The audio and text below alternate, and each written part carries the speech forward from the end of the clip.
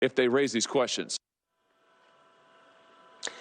Joining me right now is Kentucky Senator, member of the Senate Homeland Security and Governmental Affairs Committee and Senate Foreign Relations Committee, Rand Paul. Senator, it's great to see you this morning. Thanks very much for being here. You were at that hearing yesterday. Take us behind the closed doors. What did you take away from that?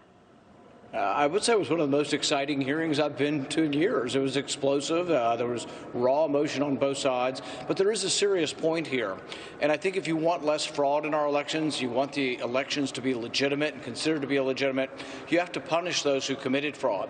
So 1,500 people were ineligible to vote because they were deceased in Nevada. Whoever did that needs to go to jail. 4,000 illegal aliens voted. They need to not be allowed to vote, but whoever allowed it to happen needs to go to jail. It needs to be fixed. So we really do have a lot of work to try to make sure our elections are legitimate. This is not new.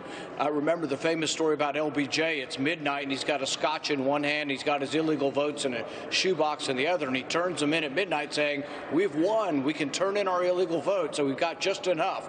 But then his opponent turns his illegal votes in at 2 in the morning, and LBJ vowed that night never to turn his illegal votes in until the other guy had already turned his in. And so we have a history of cheating in our country.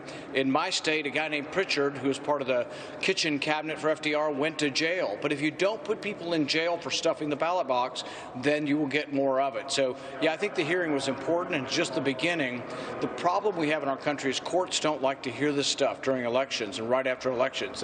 The history is bad. My dad had an election stolen in 1976, and the courts would never give us justice and never listen to the facts. They kept doing what they're doing to President Trump, which is throwing the cases out based on procedural technicalities, but not on the facts.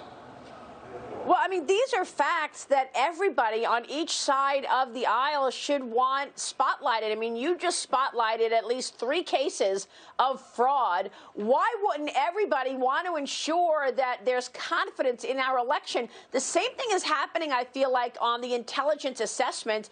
John Ratcliffe, the DNI, wants to come out with this intelligence assessment. It's due tomorrow on Friday, and he's not going to sign on to it unless there's a fair debate about what China did and whether or not there was Chinese interference in this election. We know that the pandemic changed everything. Here's the